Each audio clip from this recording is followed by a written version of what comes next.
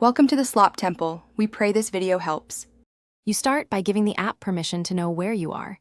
This ensures forecast accuracy for your exact location.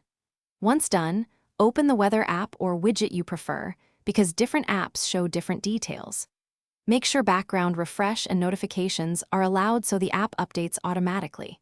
If you prefer a web page instead, open your browser and search for weather plus your city. Either path gets you live data quickly and with minimal steps. Now look at the main screen.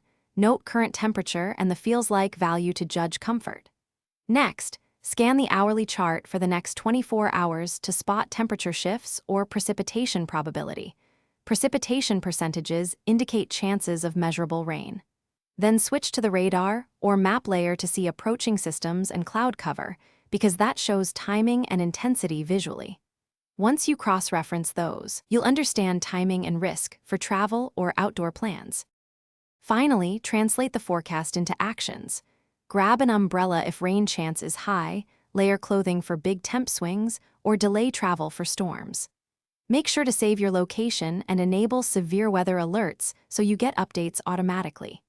If the app shows outdated or incorrect data, refresh the app, confirm location permission is active, or open a second weather source to compare. That troubleshooting step fixes most issues and keeps you confidently prepared for what's coming.